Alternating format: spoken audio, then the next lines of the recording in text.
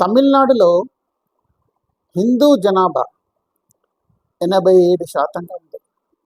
హిందూ సంస్కృతికి అలాగే హిందూ సాంప్రదాయాలకి తమిళనాడు చాలా పెద్ద ఉదాహరణ.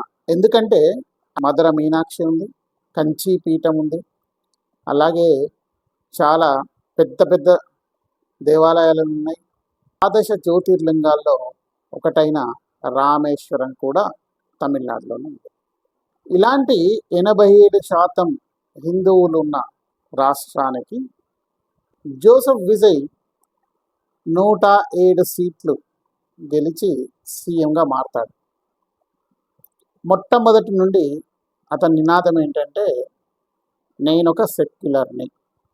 విజయోత్సవ సభలో అతను ఒక యేసుక్రీస్తు బొమ్మని ఫోటోని పట్టుకొని విజయోత్సవ ర్యాలీ తీస్తాడు. వాళ్ళ మొదటి అసెంబ్లీ మీటింగ్లో ఉదయనిధి స్టాలిన్ హిందుత్వం అనేది ఒక జబ్బు లాంటిది, ఆ హిందుత్వాన్ని మనం దాన్ని సమూలంగా కూకటి వేలతోని పెకిలించి వేయాలి అని మాట్లాడినప్పుడు జోసెఫ్ విజయ్ ఇలా అంటాడు.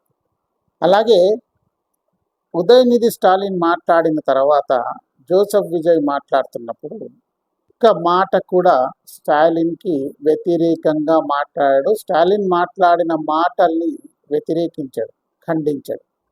తర్వాత ఆయన ఒక స్టేట్మెంట్ ఇస్తాడు జోసెఫ్ విజయ్. ఏంటంటే, నేను అల్పసంఖ్యాక వర్గాల కొరకని పనిచేస్తాను. జోసెఫ్ విజయ్ గెలిచిన దాంట్లో అత్యధిక శాతం హిందూ ఓట్లున్నాయి. హిందూ ఓట్లతో, మెజారిటీ ఓట్లతో గెలిచిన విజయ్ అల్పసంఖ్యాక వర్గం గురించి పనిచేస్తానంటాడు.